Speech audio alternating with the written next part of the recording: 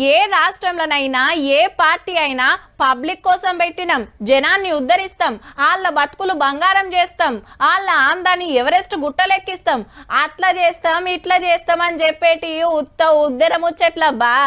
Power power కోసమే పార్టీల పాకులాట. అది వాళ్ళ చేతికి వస్తే చాలు మళ్ళా 5 ఏళ్ళు బిందాస్.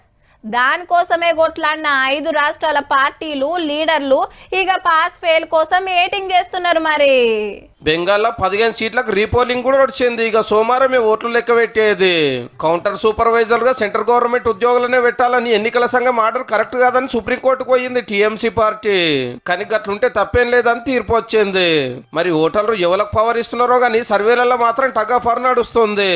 ఎవరు గెలిచినా ముత్యమన్ని సీట్ల ఫరక్ తోటే అంటున్నారు. లేలే మమతా బెనర్జీ మళ్ళా సీఎం అవుడు పక్కా అని కొందరంటుంటే ఈ తాపక్ బీజేపీ రావచ్చు అనేది కొందరు మాట. ఆఖరికి కలకత్తా కాళీమాత కూడా కరెక్ట్ చెప్పలేదని పాత క్రికెట్ సౌరవ్ గంగూలీ సార్ అనుకొచ్చిండు. అసెంబ్లీలో 294 సీట్లుంటే 147 ఎవరికి వస్తే అల్లదే అధికారము. ఇక తమిళనాడులో సర్వేలన్నీ మళ్ళా డిఎంకే గెలుస్తుందని ఇస్తే 2-3 సర్వేలేమో హీరో విజయ్ పెట్టిన టీవీకే పవర్లోకి వచ్చుడు పక్కా అని ఇచ్చుడుతోటి బెట్టింగులు జోరుగా నడుస్తున్నాయి. ఎందుకంటే ఈ పార్టీ పెట్టిందే మొన్న నాయే. ఢిల్లీకి వెళ్ళి బీజేపీ పెద్దలు విజయ్ కి ఫోన్ చేసిరు, పుత్ర సర్కార్ నడుపుదామని ఆఫర్ ఇచ్చినట్టు కూడా గుసగుసలిన పడుతున్నాయి. సవాలే లేదు, గిసంటి జూటా మాటలు నమ్మద్దు, మా డిఎంకే పార్టీ బంపర్ మెజార్టీ తోటి వస్తుందని సీఎం స్టాలిన్ సార్ మాట. ఈ అసెంబ్లీలో 234 సీట్లుంటే 117 గెలిచిన వాళ్ళదే రాజ్యం. అటు కేరళం పోతే కాంగ్రెస్ పార్టీ పెట్టిన యూడీఎఫ్ గెలుస్తుంది, కమ్యూనిస్టుల ఎల్డీఎఫ్ ఓడిపోతుంది అంటున్నారు.